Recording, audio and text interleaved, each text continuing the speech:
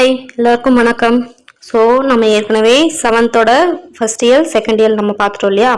இப்போ நம்ம பார்க்க போகிறது பார்த்தோம்னா 3வது இயர். அதில் என்னென்ன இருக்குன்னு ஃபர்ஸ்ட் ஒரு டைம் பார்த்துட்டோம்னா பின்னாடி வந்து நம்மளுக்கு ஈஸியாக இருக்கும். பார்க்கலாங்களா? ஃபர்ஸ்ட் பார்த்தோம்னா திரிகடுகம், அடுத்து கணித மேதை ராமானுஜம், அடுத்து நன்றி பரிசு, 4 வகை சொற்கள் இலக்கணம், அதை தான் பார்க்க போகிறோம். போகலாங்களா? ஸோ ஃபர்ஸ்ட் பார்த்தோம்னா திரிகடுகம். ஸோ திரிகடுகம் எழுதுனது யாரு? நல்லாதனார். ஸோ இதில் பார்த்தோன்னா ஃபர்ஸ்ட் பார்த்தோன்னா அதில் தூயவர் செயல்கள் அப்படின்னு சொல்லிட்டு ஃபர்ஸ்ட் ஒரு செயல் கொடுத்துருக்காங்க. ஸோ இப்படி தான் கொடுப்பாங்க. ஸோ தூயவர் செயல்கள், அதுக்கடுத்ததுன்னா அற உணவு உடையாரிடத்தில் உள்ளவை, அதுக்கடுத்தோம்னா புதரில் விதைத்த வித்து. ஸோ இதுவே பார்த்தோம்னா கொஸ்டினாக வந்து கேட்பாங்க. எப்படி கொஸ்டின் கேட்பாங்கன்னா, ஃபார் எக்ஸாம்பிள் பார்த்தோன்னா உண்பொழுது நீராடி உண்டலும், இது வந்து யாருடைய செயல் கேட்டுட்ருவாங்க. நம்மள டாபிக் மேல அந்த டாபிக் இருக்கு இல்லையா, இந்த டாபிக் நம்ம படிக்கணும்னா தூயவர் செயல்களா இல்ல வந்து வேற என்ன சான்றோர்களோட செயலா இல்ல இந்த மாதிரி கேட்டுட்டுருவாங்க. சரி, ஓகே. ஸோ ஒரு உண்பொழுது நீராடி உண்டலும்னு தூயவர் செயல்னு சொல்லிட்டு நான் வச்சுக்கலாம். ஃபார் எக்ஸாம்பிள் சாயினும் சான்றாண்மை குன்றாமை அப்படின்னு சொல்லிட்டு கொடுத்துட்டாங்கன்னா ஓகே, இங்க வந்து சான்றாண்மை கொடுத்துருக்காங்க, அப்ப வந்து இது சான்றோட செயலா தான் இருக்கும்னு சொல்லிட்டு நம்ம என்ன பண்ணுவோம், அங்க அந்த ஆப்ஷன் கொடுத்துருப்பாங்க, சான்றோர் செயல்கள் டிக் பண்ணிட்டு வந்துடும். புரியுதுங்களா? ஸோ அப்படின்னும் போது பார்த்தோன்னா இந்த தூயவர் செயல்கள் அப்படின்றது கீழே என்னென்ன இருக்கோ அது அந்த மாதிரி எந்த அளவுக்கு இம்பார்ட்டன்ஸ் கொடுக்குறோமோ அந்த தூயவர் செயல்கள் அந்த மேலே டாப்பிக்கும் இம்பார்ட்டன்ஸ் கொடுக்கும். ஓகேங்களா? இதுவும் வந்து கொஸ்டின் ஏரியா தான். நிறைய பேர் இதை மிஸ் பண்ணிடுவாங்க, அதுக்காக தான் நான் வந்து உங்களுக்கு கரெக்டாக சொல்கிறேன். சரி, ஓகே, போகலாமா? ஸோ அந்த மாதிரி தூயவர்களோட செயல்கள் என்னென்ன அப்படின்னு பார்க்கலாம். தூயவர்ன்றது வந்து உடம்பால மட்டும் கிடையாது, உள்ளத்தாலையும் அவங்களோட செயல்களாலையும் பண்பாலையும் வந்து தூயவர்கள் தான் வந்து தூயவர் செயல்கள் சொல்லி கொடுத்துருக்காங்க. சரி, பார்க்கலாங்களா? ஸோ உண்பொழுது நீராடி உண்டலும் என்பெரினும் பால் பற்றி சொல்லாவிடுதலும் தோல் வற்றி சாயினும் சான்றாண்மை குன்றாமை, இம்மூன்றும் தூயவுயாம் என்பார் தொழில். அதாவது என்ன சொல்றாங்கன்னா, நீராடிய பின் உண்ணுதல், அதான் உண்பொழுது நீராடி உண்டல். அடுத்து பெரும்பயன் கிடைத்தாலும் பொய்சாட்சி சொல்லாமல் இருத்தல், அதான் என்பெரினும் பால் பற்றி சொல்லாவிடுதல். அடுத்து உடல்வாடி தளர்ந்த போதும் அறிவு ஒழுக்கங்களில் குன்றாது இருத்தல், தோல்வற்றி சாயினும் சான்றாண்மை குன்றாமை. 3 வந்துச்சா? இந்த 3ம் மனம் மொழி மெய்களால், எதாவது மனம் உள்ளம், மொழி பேச்சால, மெய் உடம்பால தூய்மை உடையவரோட செய்கையாம். ஸோ ஃபர்ஸ்ட் அந்த சாப்பிடும் போது குளிச்சுட்டு இது பண்றது மெய்யால தூய்மை இருக்கிறவங்க. அடுத்து பார்த்தோம்னா பால் பற்றி சொல்லாவிடுதல், அதாவது பொய் சாட்சி சொல்லாம இருக்கிறது மொழி.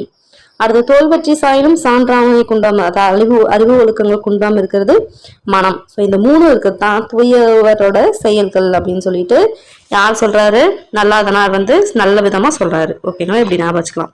ஸோ இதை வந்து எப்படி நம்ம ஞாபகம் வச்சுக்கலாம் அப்படின்னா, அதாவது எப்படி நம்ம இது பண்ணோம் அப்படின்னா, இதில் பார்த்தோன்னா திரிகடுகம் இருக்கா. ஸோ திரிகடுகம் எத்தனை, அதாவது எப்படி கொஸ்டின் கேட்பாங்கன்னா, 3 நல்ல விஷயத்த சொல்ற இது நூல் எது அப்படின்ற மாதிரி கொஸ்டின் கேட்பாங்க. 3 நூல் என்னது 3ஆ? ஸோ அப்படின்னு திரிகடுகம் அப்படின்னு சொல்லிட்டு ஞாபகம் வச்சுக்கணும். ஸோ அது மாதிரி நல்ல விஷயம் சொல்லணுமா, அப்ப நல்லாதனார் அப்படின்னு சொல்லிட்டு இதை ஞாபகம் வச்சுக்கலாம். ஸோ தூயவர் செயல்கள் என்னென்ன அப்படின்னு சொல்லிடணும். ஓகேங்களா? ஸோ இதில் எப்படிலாம் கொஸ்டின் கேட்பாங்க அப்படின்னா, மனமால் தூயவர்கள் செய்ய வேண்டிய செயல் எது அப்படின்னு சொல்லி கேட்கலாம். அதே மாதிரி மொழியால் எப்படி செய்யறது அப்படின்னு சொல்லிட்டு கேட்பாங்க. இப்படி கொஸ்டின் கேட்பாங்க. அது மட்டும் இல்லாம இது வந்து இந்த லைனாவும் கொடுத்து கேட்பாங்க. அதாவது உண்பொழுது நீராடி உண்டல் யாரோட செயல்கள்னு கேட்கலாம், இல்ல நீராடிய பின் உண்ணுதல், அதே மாதிரி பெருமையின் கிடைத்தாலும் பைசாச்சு சொல்லாமல் இருத்தல், இது வந்து யாரோட செயல்கள் அப்படின்னு சொல்லிட்டு கொஸ்டின் கேட்கலாம். ஸோ எப்படினாலும் கொஸ்டின் கேட்கலாம். ஸோ என்ன செய்யல் லைனு, அதுக்கு என்ன மீனிங், அந்த மேல இருக்க அந்த தலைப்பு, இதை பார்த்துட்டீங்கன்னா கன்ஃபார்மா இதுல வந்து எப்படி கொஸ்டின் கேட்டாலும் சொல்லலாம். ஸோ நான் எதுக்காக என்ன அப்படி சொல்றேன்னா, கொஸ்டின் எப்படிலாம் கேட்டிருக்காங்க அப்படின்றது வந்து சொல்றதுக்காக தான் நான் சொல்றேன். சரிங்களா? நான் வளன்னு எதுவும் சொல்லலை, ஸோ அதனால தெரிஞ்சுக்கோங்க. ஃபர்ஸ்ட் பார்க்கலாம் சொற்பொருள். உண்பொழுதுனா உண்ணும் பொழுது, பெரியனா பெற்றாலும், பால் பற்றின்றது ப்ரீவியஸ் கொஸ்டின் இதெல்லாம். ஒரு பக்க சார்புன்னா என்ன அர்த்தம்? நடுவுநிலைமையிலிருந்து மாறுதல். ஓகே. தோல் வற்றி பார்த்தோம்னா தோல் சுருங்கி, சாயினும்னா அழியணும், சான்றாண்மைனா அறிவு ஒழுக்கங்களில் நிலைத்து நிற்றல், குன்றாமை அப்படின்னா குறையாது இருத்தல், தூயாம்னா தூய்மையுடைய. ஸோ அந்த மாதிரி 2வது ஒரு பாட்டு பார்க்கலாம். அற உணர்வு உடையாரிடத்து உள்ளவை. ஸோ நம்ம மேலே பார்த்தா தூயவர்களோட செயல். அடுத்து அற உணர்வு இருக்கிறவங்க கிட்ட இருக்கிறது என்னென்ன விஷயம் அப்படின்னு பார்க்க போறோம். இல்லா கொன்றியும் உடமையும் இவ்வுலகில் நில்லாமையுள்ளும் நெறிபாடும் எவ்வுயிர்க்கும் துன்புறுவு செய்யாத தூய்மையும் இம்மூன்றும் நன்றறியும் மாந்தர் குல அப்படின்றாங்க. சார்த்தம் படிக்கலாமா?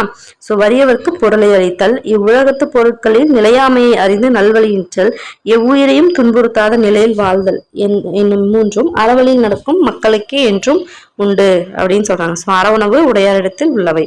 ஸோ இப்போ சொல் பொருள் பார்க்கலாம். ஈயும்னா அழிக்கும், இல்லாமைனா நிலையாமை, நெறினா வழி, தூய்மைனா தூய்தன்மை, மாந்தர்னா மக்கள். அதே மாதிரி புதரில் விதைத்த வித்து, அதாவது இதுக்கு என்ன அர்த்தம்னா புதரில் வந்து நம்ம விதை போட்டோம்னா என்ன ஆகும், வேஸ்ட்டாக தானே போகும். அதுதான் அந்த மாதிரி புதரில் விதைத்த வித்து விதை மாதிரி எது வேஸ்ட்டாக போகிற விஷயம் அப்படின்றது சொல்ல போகிறாங்க. ஸோ முறை செய்யான் பெற்ற தலைமையும் நெஞ்சில் நிறையிலான் கொண்ட தவமும் நிறை ஒழுக்கம் தேற்றாதான் பெற்ற வனப்பும் இவை மூன்றும் தூற்றிய கண் தூவிய வித்து. அதாவது அறம் தவறாது செயல்படும் ஆற்றல் இல்லாதவன் பெற்ற தலைமை. அதாவது அவங்க கிட்ட வந்து அறம் செய்யற ஒரு தன்மையே இல்லை, அவன் வந்து தலைவரா இருக்கான்னு வச்சுக்கலாம். அந்த மாதிரி இருக்க தலைமை. ஒழுக்கம் இல்லாதவன் மேற்கொண்ட தவம், அவங்ககிட்ட வந்து ஒழுக்கமே இல்லை, அவன் வந்து செய்யற தவம். மேலான ஒழுக்கத்தை கடைபிடிக்காதவன் பெற்ற அழகு, அதாவது வந்து ஒரு ஒழுக்கம் வந்து கடைபிடிக்காதவன் பெற்ற அழகு. இது மூணுமே பார்த்தோம்னா புதரில் விதைத்த விதை போன்று பயனற்றது அப்படின்னு சொல்றாங்க. ஓகேங்களா? ஓகே. சொற்பொருள். நிறை ஒழுக்கம்னா மேலான ஒழுக்கம், தேற்றாதான்னா கடைபிடிக்காதவன், வனப்புனா அழகு, தூருனா புதர், வித்துனா விதை. இது எல்லாமே ப்ரீவியஸ் இயர் கொஸ்டின். இந்த தூரு வித்து இதெல்லாமே. ஓகேங்களா? பாத்துக்கோங்க. ஓகே, ஆசிரியர் பார்க்கலாம். ஸோ நம்ம முன்னே பார்த்தோம் திரிகடுகத்தோட ஆசிரியர் வந்து நல்லாதனர் அப்படின்னு சொல்லிட்டு. இவரோட ஊர் பெயர் என்ன அப்படின்னு பார்த்தோம்னா திருநெல்வேலி இருக்க திருத்து. திரிகடுகம் திருத்து, எல்லாம் திருன்னு வருதா, திருநெல்வேலி திரு வருதா. ஸோ அதனால ஈஸியாவே நான் வச்சுக்கலாம். இவரை சிறடத்தோம் நல்லாதான் என்று எது சொல்லுது, பாயிரம் சொல்லுது. ரொம்ப முக்கியமான விஷயம். இவரை என்னன்னு சொல்லுதுன்னு கேட்பாங்க, எது வந்து சிறடுதும் நல்லாதான் சொல்லுதுன்னு கேட்பாங்க. ஸோ ரெண்டுமே கீவேர்ட்ஸ். சிறடுதும் நல்லாதான்றது கீவேர்ட்ஸ், பாயிரம்ன்றதும் கீவேர்ட்ஸ். ஸோ இதனால என்ன சொல்ல வராங்கன்னா, இந்த மாதிரி சிறடுதோல் நல்லாதான் அப்படின்னு பாயிரம் சொல்றதுனால இவர் வந்து ஒரு போர் வீரரா கூட இருக்கலாம் அப்படின்னு சொல்றாங்க. ஓகேங்களா? ஸோ திரிகடுகம் பார்த்தோம்னா நூல் குறிப்பு, அதோட திரிகடுகம் பார்த்தோம்னா 15 கீழ்கணக்கு நூல்ல ஒண்ணுதான் ஒண்ணு. ஓகே. நூல் பார்த்தோம்னா 100 வெண்பாக்களை உடையது, ரொம்ப முக்கியம். ஸோ நீங்க ஃபர்ஸ்ட் 15 கீழ்கணக்கு நூல்கள்ல என்னென்ன இருக்குன்னு படிச்சுக்கணும். 15 மேற்கணக்கு நூல்கள் எது இருக்குன்னு படிக்கணும். அந்த 15 மேற்கணக்கு நூல்களை 8 தொகை 10 பாட்டுல என்னென்ன இருக்குன்னு தனியா படிச்சாதான் இந்த ஒவ்வொரு டைம் வந்து இதை மென்ஷன் பண்ணும்போது உங்களுக்கு கன்ஃபியூஷன் ஆகாது. ஸோ அதுக்கு தான் நான் இதுக்கு முன்னாடியே வந்து நோட்ஸ், ஜென்ரல் தமிழ் நோட்ஸ்ல பார்த்தோன்னா 15 கீழ்கணக்கு தனியா மேல் கணக்கு தனியான்னு சொல்லிட்டு தனியா ஒரு வீடியோவே போட்டிருக்கேன் ஃபுல் எக்ஸ்பிளனேஷனோட. அதே மாதிரி பழைய புக் புது புக் எல்லாம் சேர்ந்து செய்யலோட நிறைய full and full previous question எல்லாமே சேர்த்து போட்டிருக்கேன். ஸோ இந்த மாதிரி நீங்க படிக்கிறது கன்ஃபியூஷனா இருந்துச்சு 15 மேல் கணக்கு கீழ்கணக்கு அப்படின்னா இங்க ஜஸ்ட் சும்மா ஒரு ஓவரலா பார்த்துக்கிட்டு அங்க போயிட்டு நீங்க நான் அந்த போட்ட அந்த வீடியோ வந்து ஃபுல்லா பாத்தீங்கன்னா என்னோட நோட்ஸோட போட்டிருக்கேன். என்னோட நோட்ஸ் தான் பக்காவா இருக்கும். நீங்க போய் பாத்தீங்கன்னா உங்களுக்கு சூப்பரா இருக்கும். சரி பாருங்க, பார்த்துட்டு எப்படி இருக்குன்னு சொல்லுங்க. ஓகேங்களா? ஓகே, அடுத்து போகலாம். ஸோ நூல் குறிப்பு பார்க்கலாம். திரிகடுகம் பார்த்தோன்னா 15 கீழ்கணக்கு நூல் 1 பார்த்தாச்சு. அதில் 100 வெண்பா இருக்கணும் பார்த்துட்டோம். ஸோ சுக்கு மிளகு திப்பிலி அதான மருந்துக்கு பேர் தான் திரிகடுகம். ரொம்ப முக்கியமான பாயிண்ட் என்னது, சுக்கு மிளகு திப்பிலி. ஸோ இம்மருந்தை உண்ட மனிதர்களுக்கு உடல் நோய் நீங்கும். அந்த மாதிரி ஒவ்வொரு திரிகடுக பாடலும் இடம்பெற்ற 3 கருத்துகளும் மக்களோட மனமயக்கத்தை போக்கி தெளிவை அளிக்கும். ஓகேங்களா? ஏன் அதை திரிகடுகம் சொல்றாங்க, ஏன் 3 தான் சொல்றாங்க பார்த்தோம்னா, எப்படி இந்த 3 மருந்து சாப்பிட்டா உடம்புல இருக்க நோய் போகுமோ இந்த 3 கருத்துக்களை படிக்கிறவங்களோட மனமயக்கத்தை போக்கி தெளிவு தரும். அதனாலதான் திரிகடுகம்ன்றாங்க. ஓகேங்களா? ஓகே. நூல் பயன். திரிகடுகம் பாடல்களில் உள்ள 3 அறக்கருத்துக்கள் கற்போரின் மனதில் உள்ள அறியாமை நோயை போக்கி அவரை குன்றின் வெளியிட்ட விளக்காக சமுதாயத்தில் திகழச் செய்யும். ஸோ எப்படி கொஸ்டின் கேட்பாங்க, கற்போரின் மனதில் உள்ள அறியாமையை நோயை போக்கி அவரை குன்றின் மேலிட்ட விளக்காக சமுதாயத்தில் திகழச் செய்யும் நூல் எது அப்படின்னு சொல்லி கேட்பாங்க. ஓகேங்களா? கேட்டோன்னு என்னன்னு எழுதணும், திரிகடுகம். ஸோ அதையும் பார்த்துக்கணும்.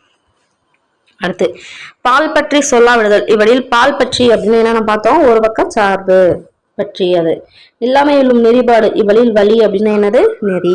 வனப்புனா என்னது, அழகு. ஓகே, முடிஞ்சாச்சு. அடுத்து இது ரொம்ப முக்கியம்.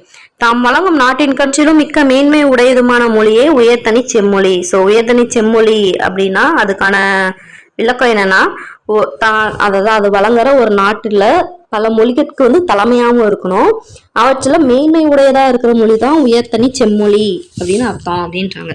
ஸோ இவ்விலக்கணம் அடிப்படையாக ஆராயும் இடத்து தமிழ் மொழியானது தெலுங்கு, கன்னடம், மலையாளம் அது எல்லாத்துக்குமே தலைமையா இருக்கு. அதே மாதிரி அதை விட மிகவும் மேன்மை உடையதாகவும் இருக்கு. அதனால தமிழ் வந்து ஒரு உயர்மொழியா திகழ்கிறது. அதே மாதிரி அது வழங்கும் நாட்டில் பயிலும் மற்ற மொழிகளுக்கு உதவி இல்லாம தானா தனித்து இயங்குவல்ல மொழியை தான் வந்து தனிமொழி அப்படின்றாங்க. ஸோ அதே மாதிரி திருந்திய பண்பும் சீர்த்த நாகரிகமும் பொருந்திய தூய்மொழி அது புகழ் செம்மொழி என்பது இலக்கணம் அப்படின்னு சொல்லிட்டு உயர்தனி செம்மொழி ஏன் வந்து தமிழ்ல வந்து உயர்தனி செம்மொழி அப்படின்னு சொல்றாங்கன்றதுக்கு ஒரு விளக்கம் வந்து சொல்றாங்க. ஸோ அது ஏன் உயர்ந்த மொழி அப்படின்னு சொல்லிட்டு சொல்றாங்கன்னா தெலுங்கு, கன்னடம், மலையாளம் அதெல்லாம் பார்த்தோம்னா அதோட தலைமையாக இருக்கு. அது மட்டும் இல்லாம அதோட மேன்மையாகவும் இருக்கிறதுனால அது உயர்மொழி. அடுத்து பார்த்தோம்னா இது எதையும் அது வழங்க நாட்டுல இருக்க மொழிகளுக்கு எந்த ஒரு தொடர்பும் இல்லாம தனியாவே தனித்து அதால இயங்க வல்ல ஒரு மொழியா இருக்கிறதுனால அது பார்த்தோன்னா தனிமொழி. அதே மாதிரி திருந்திய பண்பும் சீர்த்த நாகரிகமும் பொருந்திய தூய்மொழி தான் இந்த புகழ் செம்மொழின்றதுனால அது வந்து செம்மொழி. ஸோ உயர்தனி செம்மொழி அப்படின்றது தான் நம்ம தமிழ். இதை சொன்னார் யாரு? பரதிமார் கலைஞர். ஓகேங்களா? ஓகே, அடுத்து வந்து கணிதமேதை ராமானுஜத்தை பற்றி தான் பார்க்க போகிறோம். ஓகேங்களா? சரி பார்க்கலாம். தாத்தா உங்களால் இன்று நான் பள்ளியில் ஆசிரியரின் கேள்விக்கு ஆளாக நேர்ந்து விட்டது அப்படின்னு கேட்டோன்னா ஏன்ப்பா என்னாச்சுன்னு கேட்குறாங்க. நேற்று நீங்கள் சொல்லி தந்த வீட்டு கணக்குக்கான வழிமுறைகள் எல்லாம் தவறு என்று ஆசிரியர் கூறிவிட்டார் தாத்தா. பிறகு அவர் வேறு விதமாக கற்றுக் கொடுத்தார் அப்படின்றாங்க. அப்படியா? சரி, பொறுத்து கொள்ளப்பா.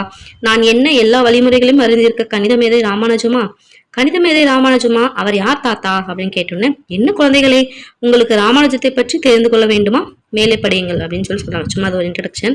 கீழே இருக்கிறது தான் கொஸ்டின் பாயிண்ட். பார்க்கலாங்களா? ஸோ கணிதமேதை என போற்றப்படும் ராமானுஜம் எந்த ஊரு? ஈரோடு. ஈரோட்டில் வாழ்ந்து வந்த சீனிவாசன் கோமலம் அப்படின்ற இணையருக்கு 22/12/1887 பிறந்தவர் தான் இந்த ராமானுஜம். ஸோ எந்த ஊரு? ஈரோடு. யாருக்கு? சீனிவாசன் கோமலனுக்கும் எப்போ பிறந்தாரு? 22/12/1887. ஓகே. இவர் 3 ஆண்டு வரை பேசும் திறனற்றவராக இருந்தார். 3 ஆண்டு வரை பேசு திறன் இல்லாம இருந்தார். ஸோ பள்ளியில் சேர்ந்து பிற மாணவர்களுடன் பேசி பழகினால் பேச்சு வந்துவிடும் அப்படின்னு சொல்லிட்டு பெற்றோர் நம்பினர். எனவே ராமானுஜத்தின் தாயார் தம் தந்தையார் வாழ்ந்து வந்த காஞ்சிபுரத்தில் இருந்த திண்ணைப்பள்ளி ஒன்றில் சேர்த்தார். அடுத்து அவர்களின் நம்பிக்கை மெய்யாயிற்று. ராமானுஜம் நன்கு பேச தொடங்கினார். சோ கோமலத்தின் தந்தையார் பணியின் காரணமாக கும்பகோணத்திற்கு குடும்பத்துடன் குடியேறினார். எனவே ராமானுஜத்தின் கல்வி கும்பகோணத்திலும் தொடர்ந்தது. ராமானுஜம் சிறுவயது முதலே கணித பாடத்தில் மிகுந்த ஆர்வம் கொண்டிருந்தார். வாய்ப்பு நேரும் போதெல்லாம் தன் கணித திறமையை வெளிக்காட்டவும் செய்தார். கணித பாடம் குறித்து கருத்துக்களை மையங்களை உடனுக்குடன் வெளிப்படுத்த அவர் தயங்கியதே இல்லை. ஸோ ஒரு நாள் கணித வகுப்பில் ஆசிரியர் வகுத்தல் கணக்கான விளக்கம் கூறும் பொழுது மாம்பழங்கள் 4னை 4 பேருக்கு கொடுத்தால் ஆளுக்கு ஒரு பழம் கிடைக்கும். இதன் மூலம் ஒரு எண்ணை அதே எண்ணால் வகுத்தால் ஈவு 1 என்று விளக்கினார். அதற்கு ராமானுஜம் சுழியம் 0 பழங்களை சுழியம் 0 பேருக்கு கொடுத்தால் ஈவு 1 வருமா ஐயா என்று கேட்டார். கரெக்டா? அதற்கு ஆசிரியர் என்ன சொல்றாருன்னா சுழியத்துக்கு மதிப்பில்லை என சொன்னார்.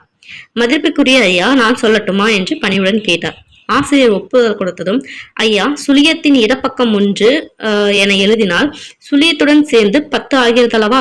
ஆகவே சுழியத்திற்கு மதிப்பில்லை என்று சொல்வதற்கில்லை என்று விளக்கமளித்தார். சோ ஆசிரியருக்கு ராமானுஜமும் கூறியது சரியெனவே தோன்றியது.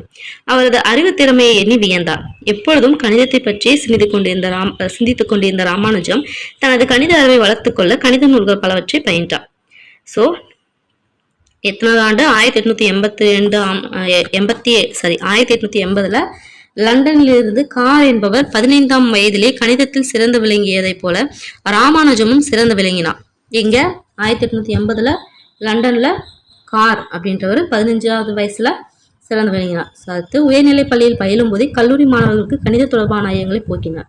அடுத்து பட்ட படிப்பிலும் கணிதத்தின் முழுமையான மதிப்பெண் பெற்ற போதிலும் பிற பாடங்களில் கவனம் குறைந்ததாலும் ராமானுஜத்தால் தேர்ச்சி அடைய முடியவில்லை. தந்தை சீனிவாசனின் முயற்சியால் சென்னை துறைமுகத்தில் எழுத்தர் பணியில் சேர்ந்தார். எனினும் தனது கணித ஆராய்ச்சியை அவர் விடவில்லை. தான் கண்டுபிடித்த தேற்றங்களையும் எடுகோள்களையும் கேள்விகளாக தொகுத்து இந்திய கணித கழக பத்திரிகைக்கு சென்னை துறைமுகத்தின் தலைமை பொறியாளர் யாரு? பிரான்சிஸ் ஸ்பிரிங் என்பவர் மூலம் அனுப்பினார். ஸோ பெர்னாலிஸ் எண்கள் எனும் தலைப்பில் வெளியானது அவரது கட்டுரை கணித வல்லுநர்களில் மிகுந்த வரவேற்பு பெற்றது. ஸோ இந்த பேராவில் வந்து நான் பார்க்க வேண்டியது என்னன்னா அவரோட தேற்றம் எடுகோள் அதெல்லாம் வந்து கேள்வியாக தொகுத்து யாருக்கு அனுப்புனாங்க அப்படின்னு சொல்லி கேட்பாங்க. யாருக்கு? இந்திய கணித கழக பத்திரிகைக்கு அனுப்புனாரு. எங்கேருந்து? சென்னை துறைமுகத்தின் தலைமை பொறியாளரான பிரான்சிஸ் ஸ்ப்ரிங் அவரோட மூலம். ஸோ இப்போ எப்படி கொஸ்டின் கேட்கலாம்? ஸோ யாருக்கு அனுப்புனாங்கன்னு ஃபர்ஸ்ட் பார்த்துட்டோம். அடுத்து சென்னை துறைமுகத்தோட தலைமை பொறியாளர் யாருன்னு சொல்லிட்டு கேட்பாங்க தனியாக, இல்லை யார் மூலமாக அனுப்புனாங்க அப்படின்னு சொல்லிட்டு கேட்கலாம். அடுத்து அவர் அனுப்புறது எந்த தலைப்பில் வெளியானது அப்படின்னு பார்த்தோம்னா பெர்னாலிஸ் எண்கள், பெர்னாலிஸ் தியரம் படித்தோம் இல்லையா அது. ஸோ அதை தொடர்ந்து ஊதியமில்லா விடுப்பு எடுத்துக்கொண்டு சென்னை பல்கலைக்கழகத்தில் ஆராய்ச்சி மாணவராக சேர்ந்தார். எங்க? சென்னை பல்கலைக்கழகத்தில். தமது கண்டுபிடிப்புகள் ஆராய்ச்சிகள் ஆகியவற்றை விவரமாக எழுதி இங்கிலாந்தில் உள்ள கேம்பிரிட்ஜ் பல்கலைக்கழகமான பேராசிரியர் ஹார்டி அவருக்கு கடிதமாக அனுப்பினார். முதலில் கடிதத்தை பொருட்படுத்தாத ஹார்டி பின்னர் ராமானுஜத்தை இங்கிலாந்திற்கு வரவழைக்க ஏற்பாடு செய்தார். இதனை சென்னை பல்கலைக்கழகத்திற்கு சொற்பொழிவாற்ற வந்த லண்டன் கேம்பிரிட்ஜ் பல்கலைக்கழகத்துடன் இணைந்துள்ள ட்ரினிட்டி கல்லூரியின் பேராசிரியர் E.H. நெவில் வாயிலாக அறிந்து இங்கிலாந்தில் செல்ல முடிவு செய்தார். ஸோ ஓகே, இந்த பேராவை நான் பார்க்க வேண்டியது என்னன்னா, இவர் ஃபர்ஸ்ட் எங்க ஆராய்ச்சிக்கு ஃபர்ஸ்ட் போனாரு? ஆராய்ச்சி மாணவரானா சென்னை பல்கலைக்கழகத்துல. அடுத்து இவரோட ஆராய்ச்சிலாம் இங்கிலாந்துல எந்த இதுக்கு பல்கலைக்கழகம் அனுப்புறாங்க கேட்டாங்கன்னா கேம்பிரிட்ஜ். அங்கே இருக்க பேராசிரியர் யாரு? ஹார்டி அனுப்புனார். ஸோ ஃபஸ்ட்டு அவர் வந்து ஏற்றுக்கல, கண்டுக்கல, இங்கிலாந்துக்கு வர வைக்க நினைச்சாரு. ஸோ யார் மூலியமாக அதை தெரிஞ்சுக்கிட்டாருன்னு பார்த்தோம்னா, சென்னை பல்கலைக்கழகத்துக்கு சொற்பொழிவாற்ற வந்த லண்டனில், அதே லண்டன், இது வந்து இங்கிலாந்து கேம்பிரிட்ஜ், இது பார்த்தோம்னா லண்டன் கேம்பிரிட்ஜ். ஸோ ரெண்டையும் வந்து கன்ஃபியூஸ் பண்ணிக்கூடாது. லண்டன் கேம்பிரிட்ஜ் பல்கலைக்கழகத்துடன் இணைந்த என்ன கல்லூரி? ட்ரினிட்டி கல்லூரி. அதில் பேராசிரியர் இருந்த E.H. நெவில் அவர் மூலிமா இது பண்ணார். இதெல்லாம் வந்து கீவேர்ட்ஸு, ஓகேங்களா? அதை வந்து பார்த்துக்கணும். ஸோ ராமானுஜம் என்ன பண்ணுறாரு? 17 மார்ச் 17/3/1914 அன்னைக்கு என்ன பண்றாரு? இங்கிலாந்துக்கு கப்பலில் புறப்பட்டார். லண்டனில் அவரை வரவேற்க காத்திருந்த மேதைகளின் கூட்டத்தை கண்டு அனைவரும் வியந்தனர். ஸோ ட்ரினிட்டி கல்லூரியில ஆராய்ச்சி மாணவராக எப்ப சேர்றாரு? போனது பார்த்தோம்னா 17/3/1914. அதுக்கு அடுத்த மாசமான 18/4/1917 சேர்றாரு. அவரது கணித திறமையை கண்டு அவருக்கு ஆண்டொன்றுக்கு 60 பவுண்டு, எத்தனை பவுண்டு? 60 பவுண்டு ஞாபகம் வச்சுக்கணும்.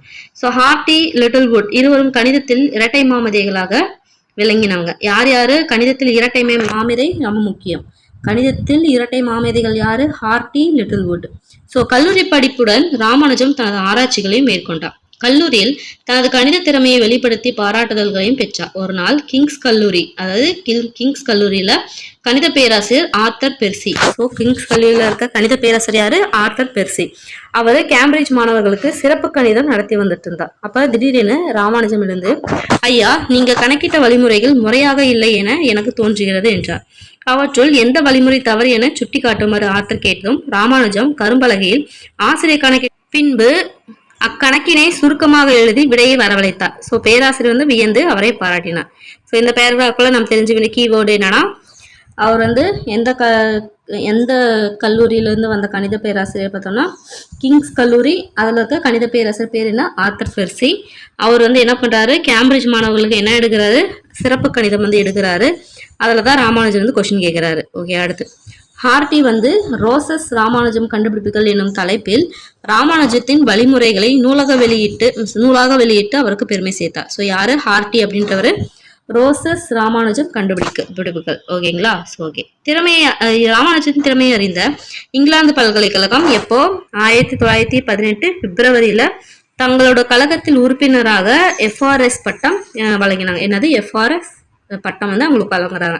இப்பட்டம் ஒரு திறமைகள் பிற வியக்கத்தக்க வகையில் இருந்தால் மட்டுமே வழங்கப்படுவதாகும். ஓகேங்களா? ஸோ இந்த FRS பட்டம் பெற்ற ராமானுஜத்தை ட்ரினிட்டி கல்லூரி பாராட்டி சிறப்பித்தது.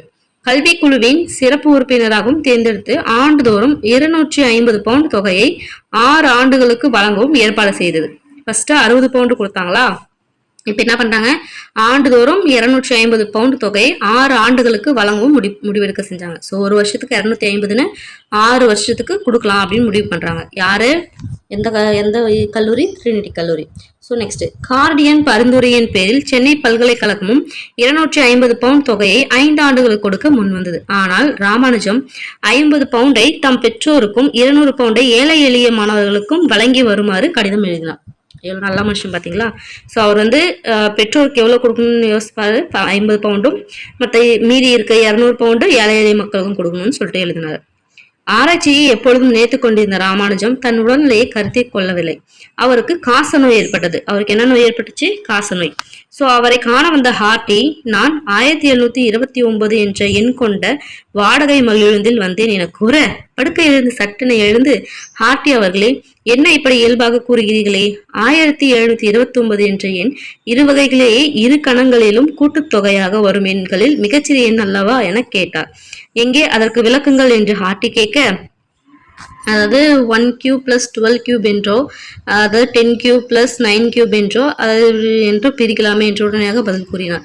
ஹார்டி மிகவும் மகிழ்ந்து அவரது கணித திறமை வெகுவாக பாராட்டினார். ஸோ அந்த அளவுக்கு நினைச்சிட்டு இருந்தாரு அப்படின்னு சொல்லிட்டு சொல்றாங்க. ஓகேங்களா? ஓகே, பாராட்டுதல்கள் ஒருபுறம் இருக்க, நோய் முற்றியதால் நாளுக்கு நாள் உடல் நலம் குறைந்தது. இங்கிலாந்தில் நல்ல சிகிச்சை இருப்பினும் உடனிருந்து அவரை பார்த்து கொள்ள உறவினர் எவரும் இல்லாததால் இந்தியாவுக்கு திரும்ப முடிவு செய்து, எப்போ திரும்பி வராரு இந்தியாவுக்கு? 27/3/1919 திரும்பி வராரு மும்பைக்கு. ஏப்ரலில் சென்னைக்கு சேர்ந்தார். ஸோ மும்பைக்கு மார்ச் மாதம் வராரு. ஏப்ரலுக்கு ஏப்ரலில் சென்னைக்கு வராரு. ஸோ அப்புறமேட்டுக்கு பார்த்தோம்னா 26 ஏப்ரல் 1920 3ஆம் ஆண்டாக தீராத நோயுடன் போராடிய ராமானுஜத்தின் உயிர் பிரிந்தது. அப்போது அவருக்கு அவரோட வயசு வெறும் பார்த்தோம்னா 33 தான் இருந்திருக்கு. ஸோ நோயினால் துன்பப்பட்ட போதும் ஆராய்ச்சி கட்டுரைகளை எழுத வேண்டியம் தான் இருந்தாரு அப்படின்னு சொல்லிட்டு சொல்றாங்க. ஓகேங்களா? ஸோ எப்போ இறந்தாரு, எப்போ மும்பைக்கு வந்தாரு, அதெல்லாம் பார்த்துக்கோங்க அப்படியே. ஓகேங்களா? சரி, ஓகே. அடுத்து நம்ம இதில் அந்த பாக்ஸ் கொஸ்டின் பார்க்கலாம். அதில் நிறைய கோட்ஸ் வரும். அதுதான் நம்ம முக்கியமான ஒரு பாயிண்ட். ஓகே, ஆய்லராக இல்லாவிட்டாலும் ராமானுஜன் குறைந்தபட்சம் ஒரு ஜாக்கோபி அப்படின்னு சொன்னது யாரு? லிட்டில்வுட். ஸோ அந்த இரட்டையர்கள் சொன்னாங்க இல்லையா, அந்த இதில் ஹார்டி அண்டு லிட்டில்வுட், அந்த லிட்டில்வுட் சொல்றாரு, ஆய்லராக இல்லாவிட்டாலும் ராமானுஜன் குறைந்தபட்சம் ஒரு ஜாக்கோபி அப்படின்னாங்க. அந்த ஆய்லர் அப்படின்றவர் யாருன்னு பார்த்தோம்னா சுவிட்சர்லாந்தை சேர்ந்த 18ஆம் நூற்றாண்டின் இணையற்ற கணித மேதை தான் இந்த ஆய்லர். இந்த ஜாக்கோபின்றவங்க யாருன்னு பார்த்தோம்னா 15ஆம் நூற்றாண்டில் ஜெர்மனியின் வாழ்ந்த கணித மேதை. ஸோ ஆய்லராக இல்லாவிட்டாலும் ராமானுஜம் குறைந்தபட்சம் ஒரு ஜாக்கோபி அப்படின்னு சொல்லிட்டு லிட்டில்வுட் பாராட்டுறாரு. ஓகேங்களா? ஸோ இந்த ஆய்லர் சுவிட்சர்லாந்து 18ஆம் நூற்றாண்டு, ஜாக்கோபி 19ஆம் நூற்றாண்டு ஜெர்மனி. ஸோ எந்த ஊருன்னு பார்த்துக்கணும். அடுத்து, கணித திறமையால் விஞ்ஞான உலகினை பிரமிக்க செய்து வரலாற்றில் குறிப்பிடத்தக்க ஒரு இடத்தை பெற்ற பிறவி யாரு? கணித மேதை. பிறவி கணித மேதை அப்படின்னு சொன்னது யாரு? இந்திரா காந்தி இந்த மாதிரி ஒரு கோட்ஸை சொல்லியிருக்காங்க. ஸோ இந்த கோட்ஸ்லாம் படிச்சுக்கணும், ரொம்பவே முக்கியம். அது பாக்ஸ்ல வந்துச்சுனாவே கண்டிப்பா படிக்கணும். அடுத்து, ராமானுஜம் சாதாரண மனிதர் அல்ல, அவர் இறைவன் தந்த பரிசுன்னு சொன்னது யாரு? பேரா E.T. பெல் அப்படின்றவர் தான் இந்த மாதிரி சொல்றாங்க. ஓகே, ராமானுஜம் முதல் தரமான கணித மேதைன்னு சொன்னது யாருன்னு பார்த்தோம்னா லண்டன் ஆளுநர் லார்ட் மென்ட் லண்ட் அப்படின்னு சொல்லிட்டு லண்டன் ஆளுநர் சொல்றாரு ராமானுஜர் முதல் தரமான கணித மேதைன்னு சொல்லிட்டு. அடுத்து, ராமானுஜர் தான் இந்த 20ஆம் நூற்றாண்டின் மிகப்பெரிய கணித மேதை அப்படின்னு சொல்லிட்டு யார் சொன்னது? பேராசிரியர் சூலியன் கக்சுலு அப்படின்றவர் சொல்றாரு. ராமானுஜம் தான் இந்த 20ஆம் நூற்றாண்டின் மிகப்பெரிய கணித மேதைன்னு சொல்லிட்டு பேராசிரியர் சூலியன் கக்சுலு சொல்றாரு. ஓகே, அவ்வளவுதான். ஸோ தெரிந்து கொள்வோம் அப்படின்றதுல ரொம்பவே முக்கியமான பாயிண்ட்லாம் கொடுத்துருக்காங்க, பார்ப்போம். ஸோ ஃபர்ஸ்ட் பார்க்கலாம். 22 டிசம்பர் அவரோட பர்த்டே டேட் நம்ம மேலே பார்த்தோம்ல, 22/12/1887 பார்த்தோம். ஸோ அந்த மாதிரி அவரோட பர்த்டே டேட்டான 22/12/1962 அப்போ என்ன பண்ணுறாங்க, அவரோட 75வது பிறந்த நாளை முன்னிட்டு நடுவண் அரசு 15 காசு அஞ்சல் தலை 25 லட்சம், அதாவது 25 லட்சம் அஞ்சல் தலை, 15 காசு அஞ்சல் தலையில அவரோட இது வெளியிட்டாங்க. வெளியிட்டே அத்தனை அஞ்சல் தலைகளும் விற்று தீர்ந்தன அப்படின்னு சொல்றாங்க. ஸோ அந்த அளவுக்கு ஃபேமஸா இருந்திருக்காரு.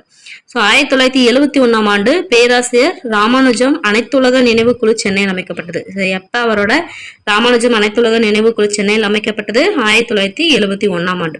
அதுக்கு அடுத்த வருஷம் 72 அக்டோபர் 3ஆம் நாள் என்ன பண்றாங்க, முதலமைச்சர் கருணாநிதி அவர்களால் ராமானுஜம் உயர் ஆராய்ச்சி நிறுவனம் திறந்து வைக்கப்பட்டது. ஸோ 62ல பார்த்தோம்னா காசு அஞ்சல் தலை காசு விடுறாங்க 75வது பிறந்த நாள்ல. ஸோ 1971ல ராமானுஜம் அனைத்துலக நினைவு குழு சென்னையில் அமைக்கிறாங்க. 1972 அக்டோபர் 3ஆம் நாள் என்ன பண்றாங்க, கருணாநிதி ராமானுஜர் உயர் ஆராய்ச்சி நிறுவனம் திறந்து வைக்கிறாங்க. ஓகே, இதெல்லாம் ரொம்ப முக்கியமான ஒரு பாயிண்ட். அடுத்து, அவர் பணியாற்றிய சென்னை துறைமுகம் சார்பில் புதிதாக வாங்கிய குடிநீர் கப்பலுக்கு சீனிவாச ராமானுஜம் என பெயர் சூட்டப்பட்டாங்க. இது சென்னை துறைமுகத்துல அவர் சார்பாக வாங்கின குடிநீர் கப்பலுக்கு சீனிவாச ராமானுஜன் பெயர் வைக்கிறாங்க. அமெரிக்காவின் விஸ்கன்சின் பல்கலைக்கழக பேராசிரியர்கள் ரிச்சர்டும் ஆஸ்கேயும் இணைந்து 1984 அவரது மார்பளவு வெண்கல சிலையை இந்தியாவுக்கு கொண்டு வந்து வழங்கினர். எப்ப 1984 அன்னைக்கு யார் யாரு? ரிச்சர்டும் ஆஸ்கேயும், அவங்க 2 பேரும் யாரு? விஸ்கான்சின் சொல்லுவாங்க. விஸ்கான்சின் பல்கலைக்கழக பேராசிரியர்கள் தான் இவங்க. அது எங்க இருக்கு? அமெரிக்காவில் இருக்கு. அவரோட மார்பளவு வெண்கல சிலையை இந்தியா கொண்டு வந்து வழங்கினார். எப்ப? 1984. ஸோ கணித குறிப்புகள் அடங்கிய 3 குறிப்பேடுகளையும் ஆராய்ச்சி கட்டுரைகளையும் விட்டு சென்றுள்ளார். அவரது குறிப்பேட்டில் 3000 முதல் 4000 தேற்றங்களை 1957 ஆண்டு டாடா அடிப்படை ஆராய்ச்சி நிலையம் அப்படியே ஒளிப்படம் எடுத்து நூலாக வெளியிட்டுள்ளது அப்படின்னு சொல்லியிருக்காங்க. ஸோ அவர் எத்தனை குறிப்பேடுகள் விட்டுருக்காரு? 3 குறிப்பேடுகள்.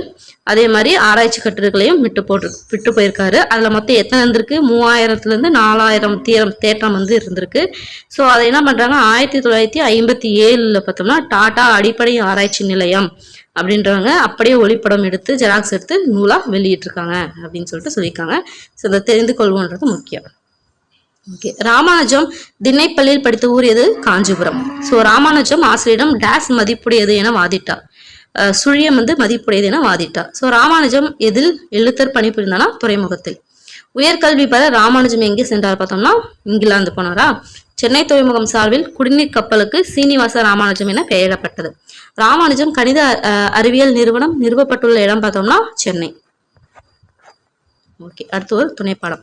நன்றி பரிசு. 200 ஆண்டுகளுக்கு முன்பு சிவகங்கை பகுதியை மருதுபாண்டி ஆண்டு வந்தார். யாரு ஆண்டு வந்தாங்க? இந்த லைனே கொஸ்டின் தான். எத்தனை ஆண்டு? 200. எங்க? சிவகங்கை பகுதியை. யாரு? மருதுபாண்டி. இல்லை என்று வந்தவருக்கு அவர் ஒருபோதும் இல்லை என்று கூறாதவர். ஸோ குடிமக்களையும் குலதெய்வத்தையும் ஒரே மாதிரி நேசித்தவர், பூசித்தவர். பிரபந்தங்களும் தனிப்பாடல்களும் இயற்றி அவரை போற்றும் அளவுக்கு புலவர்களிடம் பெரும் ஈடுபாடு கொண்டிருந்த விவேகியான மருதுபாண்டி எதிரிகளை விரட்டி சிதறடித்து உதிரிகளாக்கும் தீரர் சூரர். வீரமிக்க அவரிடம் ஈரமும் இருந்தது. ஒரு முறை திருக்கோட்டியூரில் பெருமாள் கோவிலுக்கு எதிரிருந்த மண்டபத்தில் யாரும் அறியாமல் தங்கியிருந்தார் மருதுபாண்டி. அவரது வலக்கையில் ஒரு பெரிய கட்டி ஏற்பட்டு அதனால் துன்பப்பட்டார். அச்சமயம் பகைவர் சிலர் அவரை சிறைப்பிடிக்க முயற்சி செய்தனர். செய்தி அறிந்ததும் அவருடைய கண்கள் சிவந்தன. படுத்திருந்த அவர் நெஞ்சு துடித்து எழுதார். வலக்கை வலியையும் பொருட்படுத்தாமல் குதிரையின் மீதேறி பகைவர்களை முறியடிக்க விரைந்தார். பகைவர்கள் அவரை சூழ்ந்து கடுமையாக தாக்கி துணிந்தனர். அவர் காற்றாய் சுழன்று கடிதில் பகைவர்களை எதிர்த்தார். பகைவர்களை நாற்றிசையும் சிதறடித்தார். பின்தொடர்ந்து வந்தால் பிடிக்கப்படக்கூடாது என எண்ணம் மேலோங்கியவரை காற்றென தம் குதிரையில் செலுத்தினார். டக் டக் டக் என்று இரவெல்லாம் ஓடியது குதிரை. மருதுபாண்டியின் விரட்டலுக்கு குதிரை பணிந்து வாயோரம் நுரைத்தள்ள சோர்ந்து போய் ஓரூரின் முன்தெருவில் போய் அது நின்றது. அப்போது புலராத பொழுது. பசியும் தாகமும் சோர்வும் நினைந்த மருதுபாண்டி தெருவாசலில் கோலமிடும் ஒரு கிழவியை கையெடுத்து கும்பிட்டார். எடுப்பானம் தோற்றம் கொண்ட அவரையும் அவரது குதிரையும் மாறி மாறி பார்த்த கிழவி, மகனே, யார் நீ? உனக்கு என்ன வேண்டும் என கனிவுடன் கேட்டார். அம்மா, பசியும் தாகமும் என்னை மிகவும் வருத்துகின்றது. சாப்பிட ஏதாவது இருந்தால் கொடுங்கள். அவருடைய குரல் கிணற்றுக்குள்ளிருந்து பேசுவது போல் ஒலித்தது. இரவு மிச்சமான தண்ணீர் ஊற்றிய பழைய சோறுதான் இருக்கிறது. உன்னை பார்த்தால் பெரிய இடத்து பிள்ளை மாதிரி தெரிகிறாய். உனக்கு பழைய சோற்றையா தருவது என்று தடுதடுத்த குரலில் கேட்டார் கிழவி. அம்மா, அன்போடு தாங்கள் படைக்கும் சோறு தற்சமயம் எனக்கு பழைய சோறு இல்லை, கிடைத்தற்கரிய அமுதம் என்றார் அவர். கை கால் முகம் கழுவிக்கொண்டு உயரம் குறைவாய் வாசப்படி வைத்து கட்டப்பட்டிருந்த அந்த கூரை வீட்டுக்குள் குனிந்து நுழைந்தார் மருதுபாண்டி. சாணத்தால் மெழுகப்பட்டிருந்த தரையில் விரித்த ஈச்சம் ஓலைப்பாயில் உட்கார்ந்தார் அவர். சற்றே பெரிய அந்த அறையில் ஒரு மூலையில் 2 பிள்ளைகள் குரட்டை விட்டு தூங்கி கொண்டிருந்தார்கள். அவர்களை கவனிப்பதைக் கண்ட கிழவி, என் பேரன் பேத்தி, என் மகன்கள் இருவரும் தங்கள் மனைவிகளோடு வெளியூருக்கு சென்றிருக்கிறார்கள் என்றவள் அப்போதுதான் புறக்கட்டை பக்கமிருந்து அறுத்து வந்த வாழை இலையில் பிழிந்த பழைய சோற்றினை இட்டார். தொட்டுக்கொள்ள நெல்லிக்காய் ஊறுகாயும் வைத்தார். பசி ருசி அறியாது என்பதை மெய்ப்பிக்கும் வகையில் மருதுபாண்டி பழைய சோற்றினை சுவைத்து சாப்பிட்டார். அருமை அருமை என்று பாராட்டினார். அம்மா, ஒரு உதவியை தொடர்ந்து இன்னொரு உதவியும் உங்களிடம் யாசிக்கிறேன். இரவெல்லாம் பயணம் செய்தால் களைப்பு மிகுதியாய் உள்ளது. சிறிது உறங்கி ஓய்வெடுக்கவும் குதிரையை கட்டவும் மறைவான இடம் தேவை. உதவ முடியுமா என்று பணிவுடன் கேட்டார் அவர். பூ, இதெல்லாம் ஒரு உதவியா? தோட்டத்து பக்கம் ஒரு கொட்டகை உள்ளது, அதை பயன்படுத்திக் கொள் மகனே என்று தோட்டத்து கதவை திறந்த கிழவி, மறந்து விட்டேனே, குதிரைக்கு கொள்ளும் தண்ணீரும் வைக்கிறேன், வாயில்லா உயிர் என்றார். கொட்டகையின் குதிரை சேணத்தை தலைக்கு வைத்தவாறு மெய்மறந்து சுட்டிருக்கும் சூரியன் உச்சிக்கு வரும் வரை ஆழ்ந்து உறங்கினான் மருதுபாண்டி. மருதுபாண்டிக்கு கூரை விட்டு பழைய சோறும் ஆழ்ந்த உறக்கமும் புதியதொரு புத்துணர்ச்சியை ஏற்படுத்தியது. உறைவிடம் உணவும் அளித்த கிழவிக்கு நன்றியை செலுத்த மருதுபாண்டியின் மனம் எண்ணியது. அம்மா, எழுத்தாணி மோனையும் தாளுங்க. மகனை, எழுத்தாணி மூலையும் எங்கு வைத்திருக்கப்பட்டிருக்கனவோ எனக்கு தெரியாதேப்பா அப்படின்றாங்க. ஸோ இருக்கையில் இருந்த அவர் தோட்டத்து பக்கம் இருந்த சுமார் 3 அடி உயரம் வளர்ந்திருந்த பனையில் இருந்து ஓலையை அறுத்தெடுத்து வேலி முள்ளால் ஓலையில் எதையோ எழுதினார். எழுதும் அவரையும் அவரது எழுத்துக்களையும் சிந்தித்தவாறு பார்த்தால் கிழவி. அம்மா, இதை சிவகங்கை அரசாங்க அலுவலரிடம் கொடுங்கள். உங்கள் கவலையை விடுங்கள் என்று ஓலையை கிழவியின் கையில் திணித்துவிட்டு கண்களில் நீர் தழும்ப வாய் நிறைய நன்றி கூறி கிழவியின் கால்களில் பணிந்து குதிரை மீது ஏறி போனார் மருதுபாண்டி. விடை கொடுத்தால் கிழவி. ஓரக்கண்களை சேலை தலைப்பால் ஒற்றிக்கொண்டே வெளியூரிலிருந்து திரும்பிய மகன்களிடம் நடந்ததை கூறி ஓலையை காட்டினார். படித்த மக்கள் மகிழ்ந்தனர். சிவகங்கை அரசாங்க அலுவலர்களுக்கு ஓலையை காட்டி எடுத்து செல்வதற்குள் மருதுபாண்டி பகைவர்களால் சிறையில் அடைக்கப்பட்டார் என்று துயரச் செய்தி கிடைத்தது. ஏற்கனவே உடலால் தளர்ந்திருந்த மருதுபாண்டியின் மனித நேயத்தோடு உங்களுக்கு இறுதி விருப்பம் யாது சொல்லுங்கள் என்று வேண்டினர் பகைவர். நான் அரசோச்சிய காலத்தில் யார் யாருக்கு எந்தெந்த ஊர்களை தானமாக வழங்கினேனோ அவற்றை அவரவருக்கே உரிமையாக்க வேண்டும். இதுவே என் இறுதி விருப்பம் என்றார் கண்ணீர் என்று. நற்செய்தி அறிந்த கிழவி தன்னிடமிருந்த ஓலை கொண்டு சென்றார். கொடுத்தாள். மருதுபாண்டியை பிடித்திருந்த பகைவர்களிடம் அவள் வசித்த ஊர் அவளுக்கு கொடையாக கிடைத்தது. மருதுபாண்டி அவ்வாறு ஓலையில் எழுதியிருந்தாள். பழைய சோற்றுக்காய் எவ்வளவு பெரிய பரிசு என்று உயர்ந்தாள் கிழவி. அந்த ஊர் தான் சிவகங்கைக்கு அருகில் பழஞ்சோற்று குருநாதநேத்தல் என்ற பெயரில் இன்றும் வழங்கி வருகிறது. ஸோ காலத்தினால் செய்த நன்றி சிறிதினும் ஞாலத்தின் மானப்பெரிது என்னும் திருக்குறளுக்கு மிகவும் சரியான எடுத்துக்காட்டை விளங்கியவர் மருதுபாண்டி. திணையளவு உதவிக்கு பனையளவு நன்றியை மறவாமல் செலுத்திய நன்றி மறவா நல்லவர் வல்லவர் மருதுபாண்டி. நன்றி நல்லவர்களிடம் வாழும் நாளும் வாழும். நன்றி மறப்பது நன்றென்று என்கின்ற வள்ளுவம். ஆகவே நன்றி மறவாமையே உயரிய பண்பாகும். ஸோ இது எழுதுனதுன்னா நீலவன். முத்துக்கதைகள் எனும் கதை தொகுப்பிலிருந்து எடுத்தாளப்பட்டது. ஸோ என்ன இதில் வந்து சொல்ல வராங்கன்னா, இது வந்து இந்த காலத்தினால் செய்த என்னும் நாளத்தின் பெரிது அந்த திருக்குறளுக்கு எக்ஸாம்பிள். அதே மாதிரி பார்த்தோம்னா திணையளவு உதைக்கு பனையளவு நன்றியை மறவாமல் செலுத்துறது அந்த இது. அதே மாதிரி பார்த்தோம்னா நன்றி மறவாமை, இதை பற்றி எல்லாமே சொல்கிறது தான் இந்த கதை. ஸோ இதில் நம்ம நோட் பண்ண வேண்டிய நெக்ஸ்ட் விஷயம் என்னென்னு பார்த்தோம்னா, அந்த பழஞ்சோற்று குருநாதநேத்தல் அப்படின்ற ஒரு ஊர், அது இப்போ எங்கே இருக்குது பார்த்தோம்னா சிவகங்கை அப்படின்னு சொல்லிட்டு. ஓகேங்களா. ஸோ வந்து அவங்களுக்கு வந்து என்னென்ன கொடுத்தாங்க, பழைய சோறு போட்டாங்க இல்லையா, அது பக்கத்தில் என்ன வச்சாங்க, நெல்லிக்கனி வச்சாங்க. அது வேறு என்ன, அவர் வந்து எதை ஆண்டு வந்தார்னா சிவகங்கை பகுதி வந்து ஆண்டுட்டு வந்தார். எப்போனா 200 வருஷத்துக்கு முன்னாடி. ஓகேங்களா. ஓகே, இதெல்லாம் தான் முக்கியம். ஸோ சும்மா வந்து ஒரு டைம் அப்படியே வாசித்து பார்த்துக்கோங்க. எங்கே அவர் தங்கியிருந்தோம்னா திருக்கோட்டியில் இருக்க பெருமாள் கோவிலுக்கு எதிரில் இருந்த மண்டபத்தில். ஓகே, அவ்வளோதான் முடிஞ்சது. ஸோ வந்து இது வந்து ஸ்டேட்மெண்ட்டாக கொஸ்டினாக கேட்கலாம், சும்மா கூட கேட்டு வைக்கலாம். ஆனால் வந்து படிச்சுக்கிறது நல்லது. அடுத்து வந்து ஒரு இலக்கணம். ஸோ 4 வகை சொற்கள் என்னென்னு பார்க்கலாம். என்ன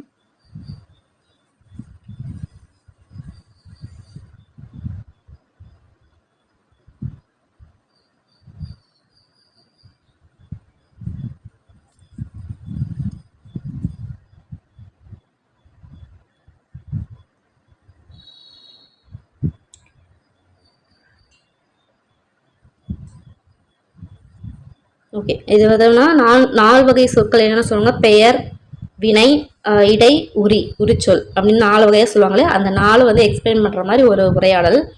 ஸோ நம்மளுக்கு நல்லாவே தெரியும், பெயர் சொல் அப்படின்னா பெயரை குறிக்கிறது. அம்மா, அப்பா, தம்பி, இது எல்லாமே என்னது பெயர் சொல் அப்படின்றது.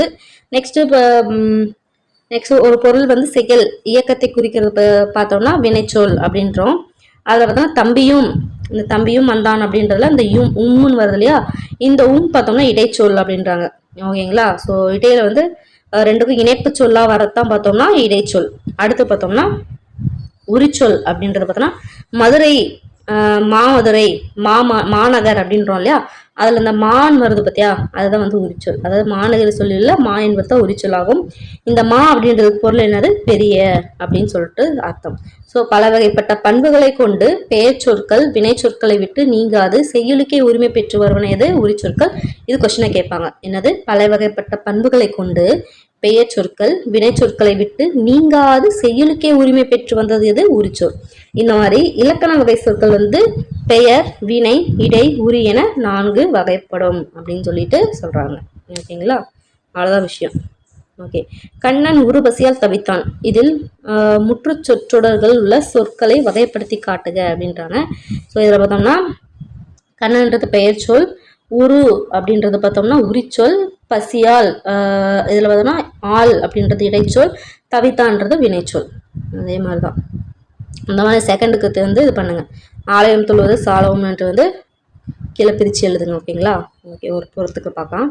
பெயர் சொல் என்னது பேரா வேலன், வினைச்சொல் என்னது வந்தான், இடைச்சொல் என்னது ஐந்தும் மும்முன் வருதா, ஐந்தும் ஆறும். உரிச்சொல் வந்து தவமுனி, தவ அப்படின்றது தவமுனிவன் உரிச்சொல். அவ்வளோதான்.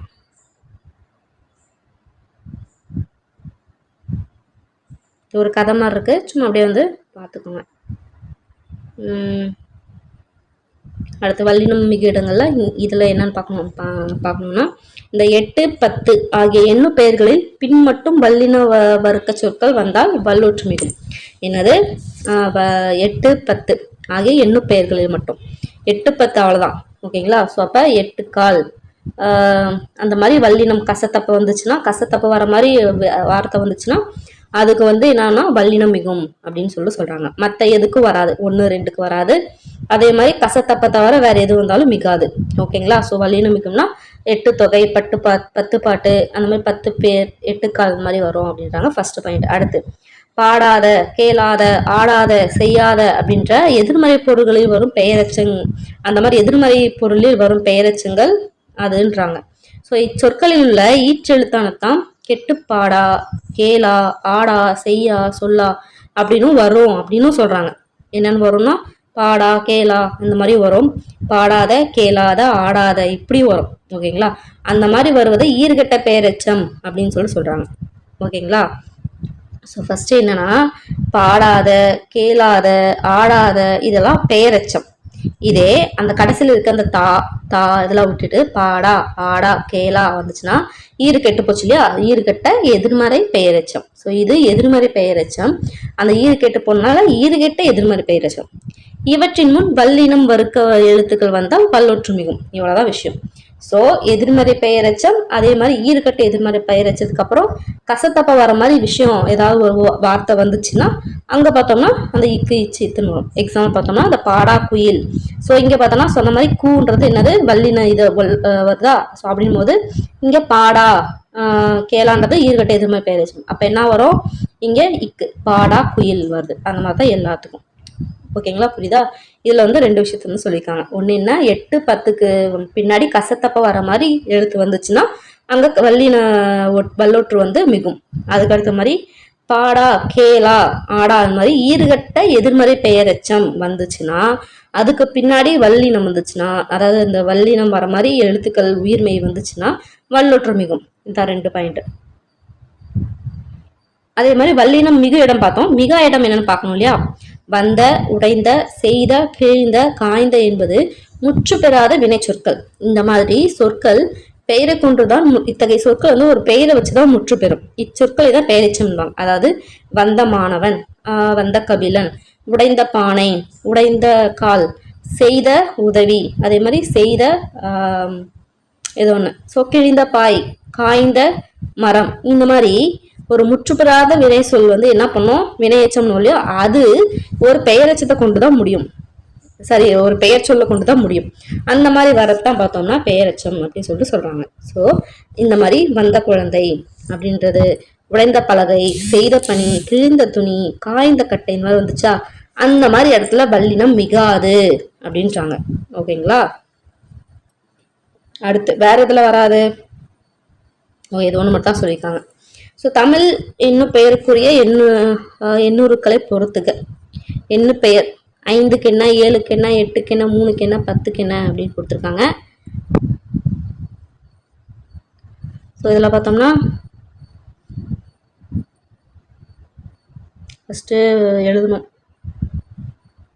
1 2 3 4 5க்கு எழுதணும். கா, ஊ, அப்புறம் என்ன வரும், இதான் வரும் நினைக்கிறேன். அப்புறம் அந்த சூ மாதிரி வரும். சரி, ஓகே, பார்க்கலாம். 5க்கு என்ன வரும்,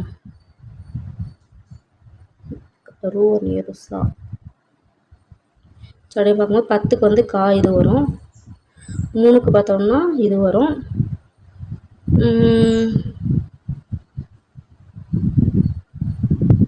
ஐ திங்க் மறந்து போச்சு எனக்கு. ஸோ மற்றதுக்கு என்ன வரும்னு சொல்லிட்டு பார்த்து இதை அப்படியே சூஸ் பண்ணிங்க. அதுதான் இதை படிச்சு வச்சுக்கணும்னு சொன்னேன், மறந்து போச்சு. சரி, ஓகே, நெக்ஸ்ட் பார்க்கலாம்.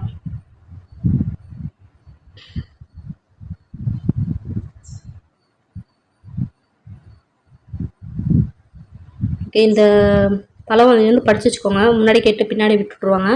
ஸோ சுவர் இருந்தால் தான் சித்திரம் வரைய முடியும். அதுக்கடுத்து, ஒரு விளக்கை ஏற்றி வைத்தால் ஒளி கொடுக்க வேண்டியது அதன் கடமை. அதை விட்டுவிட்டு நம்முடைய ஒளியினால் பிறருக்கு நன்மையா தீமையா என்று ஆராய்வது வேலை என்று. ஸோ எண்ணெயும் தெரியும் உள்ளனவாக தானாகவே இருந்து பின்னர் அணைந்து விடும். அடுத்து அவ்வளோதான். இயல் 3 வந்து முடிஞ்சிருச்சு. ஸோ நெக்ஸ்ட் பார்த்தோம்னா இயல் 4ல் மறுபடியும் உங்களை மீட் பண்ணுறேன். பாய்.